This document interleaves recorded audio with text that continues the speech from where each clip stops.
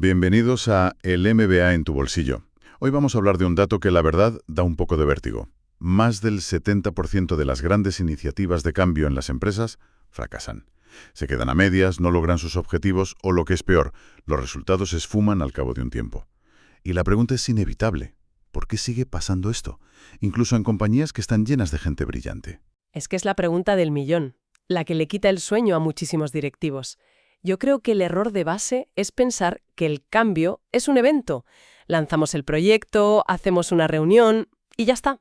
Pero no es un evento, es un proceso. Y tiene una psicología muy, muy particular que casi siempre subestimamos. Claro, sacar a una organización de su zona de confort es probablemente de las cosas más difíciles que existen en gestión. Totalmente. Y para para arrojar un poco de luz sobre este tema, hoy vamos a analizar a fondo el trabajo de John P. Kotter, profesor de Harvard y seguramente la mayor autoridad mundial en liderazgo y cambio. Y lo bueno de Kotter es que no habla desde la teoría. No. No para nada. Sus ideas vienen de décadas de investigación en más de 100 empresas. Exacto. Y el objetivo de hoy es precisamente ese, sacar de aquí una especie de guía de bolsillo, algo que de verdad se pueda usar el lunes en la oficina. Vamos a desgranar por qué el enemigo número uno del cambio es, irónicamente, la complacencia. Y sobre todo, cómo se puede rediseñar una organización para que sea rápida, ágil, en un mundo que va a toda pastilla. Perfecto. Pues empecemos por el principio. Kotter insiste en algo que a mí me parece clave. Gigantes que cayeron, como Kodak o Borders, por ejemplo, no fracasaron por ser malos en lo que hacían. No, todo lo contrario. Claro, estaban perfectamente engrasados para ejecutar su modelo de negocio. El problema era otro. Ahí está el meollo de la cuestión. Estaban tan optimizados para el presente que se volvieron ciegos al futuro. Y eso nos lleva a la pregunta fundamental. ¿Cómo convences a una organización que además se ve a sí misma como exitosa de que tiene que cambiar de arriba a abajo? La respuesta de manual siempre es: hay que crear un sentido de urgencia. Sí, pero es justo ahí donde, según Kotter, la mayoría de los líderes meten la pata. Porque no toda la urgencia es igual. Aquí es donde la cosa se pone interesante, ¿no? La diferencia entre urgencia real y falsa urgencia. Exacto. De hecho, lo fascinante es que no hay dos, sino tres estados posibles en una empresa. El primero es la complacencia. El más peligroso, supongo. Sin duda. Donde todo el mundo sabe que hay problemas, pero siempre son culpa de otro. Es que ventas no cumple, es que la dirección no tiene ni idea. Ya. El problema de allí. Eso es. Cuando le preguntas a alguien directamente, oye, ¿y tú qué estás haciendo para solucionarlo? O te miran raro o se ponen a la defensiva. Es una pasividad total. Vale. Y el segundo estado lo hemos visto todos 1000 veces. La falsa urgencia. Esa es agotadora. Es esa actividad frenética que se confunde con el progreso. Reuniones que se encadenan sin parar, PowerPoints de 100 páginas que nadie lee, gente corriendo por los pasillos con cara de estrés. Pero es todo movimiento de círculos, como correr en una rueda de hámster. Totalmente. No hay un foco claro, solo ansiedad y la sensación de estar ocupadísimo. Y al final, acaba quemando a todo el mundo. No conduce a nada. A nada. Y en contraste con esos dos está la urgencia real. Kotter la describe casi como un estado de ánimo colectivo. Es esa determinación de levantarse cada día pensando ¿qué puedo hacer hoy, por pequeño que sea, para avanzar hacia esa oportunidad? No se trata de echar más horas, sino de ser más inteligente. Entiendo. Pero generar esa urgencia real es delicado. Kotter advierte mucho sobre el peligro de la táctica de la plataforma en llamas, ¿no? Es decir, asustar a la gente para que se mueva. Claro, porque el miedo puede funcionar como un electroshock, pero su efecto es muy corto. Y caótico. Genera pánico. Pánico. Y con pánico la gente sale corriendo, sí, pero cada uno en una dirección. La energía se dispersa y no construyes nada. La propuesta de Kotter es mucho más potente. La urgencia más sostenible, la más poderosa, no nace de una amenaza, nace de una gran oportunidad. O sea, en lugar del o cambiamos o morimos, el mensaje es: si cambiamos, podemos conseguir algo increíble. Exactamente. Una oportunidad clara, emocionante, que la gente pueda visualizar y que conecte con sus aspiraciones. La energía positiva que genera la ambición dura mucho más y es mucho más creativa que la adrenalina del miedo. Esto me lleva a un problema muy común. tienes tu gran oportunidad, pero el primer muro con el que te chocas es que la gente ni siquiera ve que haya un problema. Puedes presentar un informe impecable, lleno de datos, y ver cómo los directivos asientan, y luego lo meten en un cajón y no pasa nada. Es el clásico error de intentar convencer solo a la cabeza, al cerebro racional. Kotter propone un modelo que le da la vuelta: ver, sentir, cambiar. En lugar del tradicional, analizar, pensar, cambiar. La idea es que, para que la gente se mueva de verdad, primero tiene que sentir la necesidad. Y para sentirla, a menudo tiene que verla de forma muy clara, casi dramática. Y aquí es donde entra la famosa historia de los guantes, ¿verdad? Es el ejemplo perfecto. Un directivo de una multinacional quería centralizar las compras para ahorrar costes, pero nadie le hacía ni caso. Sus informes, sus análisis, no calaban. Lo de siempre. Así que se le ocurrió una genialidad. Se pasó semanas recorriendo las fábricas de la empresa para recoger una muestra de cada uno de los 424 tipos diferentes de guantes de trabajo que compraban. 424. Es una locura. Imagínate, etiquetó cada par con su precio y la fábrica que lo compraba. Y justo antes de una reunión del comité de dirección, entró en la sala y amontonó los 424 pares de guantes encima de la mesa. Vaya imagen. Cuando los directivos entraron y vieron esa montaña absurda de guantes, el despilfarro se hizo tangible, físico. El CEO ni siquiera dejó que empezara la reunión. Señaló la mesa y dijo: «Vamos a resolver esto ahora». Increíble.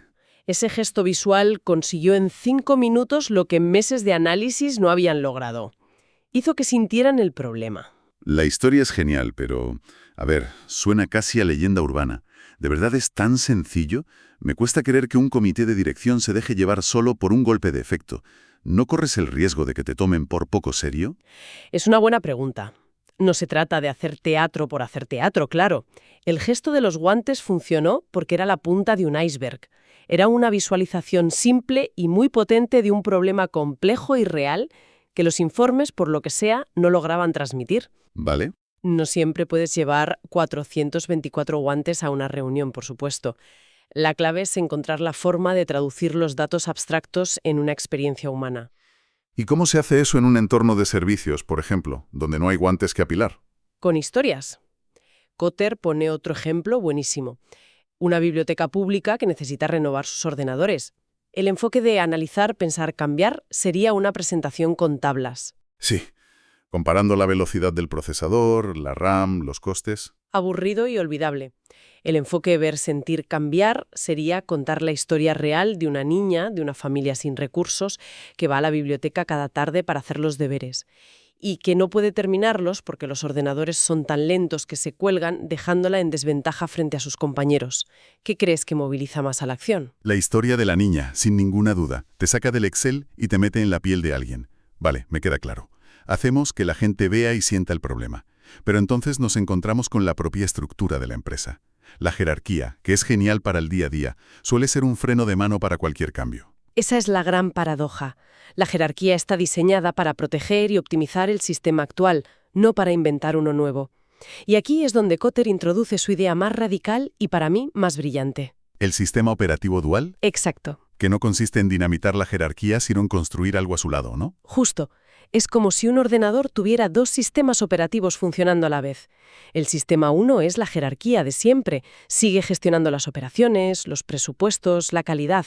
Es el motor que mantiene la empresa en marcha. El que paga las facturas. Eso es. Pero en paralelo se crea un sistema 2, que es una red. Esta red es una estructura mucho más ágil, flexible, casi como un enjambre de startups internas. Y su único objetivo es acelerar las grandes iniciativas de cambio. Suena bien en teoría, pero ¿cómo evitas que esa red se convierta en otro comité más, otro silo que no consigue nada? Ahí está la clave, en cómo se diseña. Esta red no tiene nada que ver con un comité. Se basa en principios muy diferentes. Primero, y esto es fundamental, está formada por un ejército de voluntarios. No son gente asignada a dedo. Para nada. Son empleados de todos los niveles, desde un becario a un director, que quieren estar ahí porque creen en la oportunidad. Kotter dice que con que se apunte un 10% de la plantilla, ya tienes una fuerza imparable. La energía viene de la motivación, no de la obligación. Es el cambio del tengo que al quiero. Justo. Y lo más visionario es que se adelantó casi 20 años a lo que hoy llamamos estructuras agile o los squads de Spotify.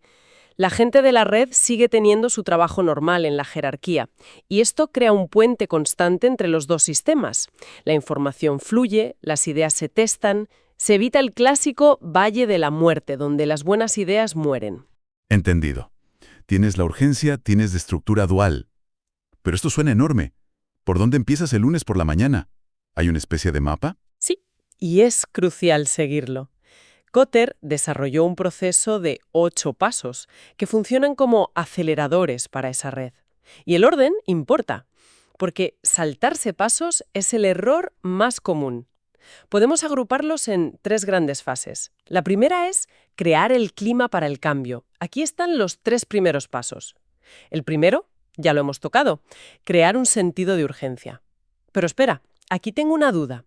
Kotter dice que el objetivo es que el 75% de la dirección esté convencida de que el estado actual es más peligroso que el cambio. Pero si ya están convencidos, la urgencia ya existe. ¿No es un poco el pez que se muerde la cola? Es una observación muy buena. No se trata tanto de que ya exista, sino de hacerla explícita y visible. Una cosa es que cada directivo en su despacho piense, uy, esto no va bien. Y otra que lo digan en voz alta y se pongan de acuerdo. Exacto. El primer paso es sacar esa preocupación latente del armario y ponerla sobre la mesa. A continuación, el segundo paso, formar una coalición guía potente. Este es el núcleo de la red. Y el tercero es desarrollar una visión estratégica, una imagen clara del futuro que se pueda explicar en 5 minutos. Si no, no es una visión. No es un plan de negocio. Aburrido. Vale, tienes el clima. Segunda fase, involucrar a toda la organización. Aquí los pasos clave son el cuarto, comunicar la visión hasta la saciedad. La mayoría de empresas subcomunican por un factor de 10 y sobre todo que los líderes prediquen con el ejemplo. No hay nada que mate más un cambio que un jefe que dice una cosa y hace la contraria. Quinto paso. Empoderar a otros para que actúen. Esto significa quitar obstáculos. Puede ser un sistema de bonus que premia lo antiguo o un directivo que está boicoteando el proceso. Hay que despejar la pista. Y llegamos a la tercera y última fase, que a menudo es donde todo se tuerce: implementar y sostener el cambio. Exacto. El sexto paso es generar victorias a corto plazo. Conseguir éxitos visibles, innegables, en los primeros meses. Esto da credibilidad, calla a los cínicos y recarga la energía del equipo. El éxito llama al éxito. Eso es. Pero justo después viene el paso 7, que es el más traicionero. Consolidar los avances y producir más cambio. O dicho de otra forma, no declarar la victoria demasiado pronto. Es el error más seductor, ¿verdad? Conseguimos el primer objetivo, sacamos el champán y todo el mundo se relaja, pensando que ya está hecho. Es letal. La complacencia vuelve a entrar por la puerta de atrás. Hay que usar la credibilidad de esas primeras victorias para ir a por problemas más grandes, más profundos. ¿Y el último paso? Anclar los nuevos enfoques en la cultura. El cambio solo es real cuando se convierte en la forma en que hacemos las cosas aquí. Y eso solo pasa cuando la gente ve que los nuevos comportamientos llevan al éxito y se refuerzan en las promociones. Todo este proceso suena lógico, pero inevitablemente por el camino te vas a encontrar con gente que se resiste. ¿Cómo se gestiona eso sin que se convierta en una guerra civil? Pues lo primero es no tratar a todos los que se resisten como si fueran iguales. Kotter identifica 4 causas muy distintas y para cada una hay una estrategia diferente. La primera es el puro interés propio. El ¿qué hay de lo mío? Miedo a perder poder, estatus. Exacto. La segunda, que es muy común, son los malentendidos. Simplemente no han entendido bien de qué va el cambio o no se fían de quienes lo proponen. Vale. La tercera es muy interesante, porque no parte de la mala fe. La evaluación diferente. Son personas que, honestamente, creen que el cambio es una mala idea para la empresa. No son enemigos, tienen otra perspectiva. Justo. Y sus críticas pueden ser muy valiosas. Y la cuarta es la baja tolerancia al cambio. Gente a la que la incertidumbre le genera una ansiedad brutal y que duda de su capacidad para adaptarse. Y una vez diagnosticado el porqué de la resistencia, ¿qué haces? Pues aplicas la medicina correcta.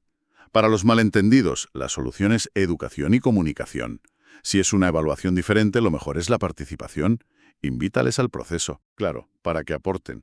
Para la ansiedad y el miedo, la herramienta es el apoyo. Formación, escucha, darles tiempo. Si un grupo poderoso va a salir perdiendo, a veces no queda otra que la negociación.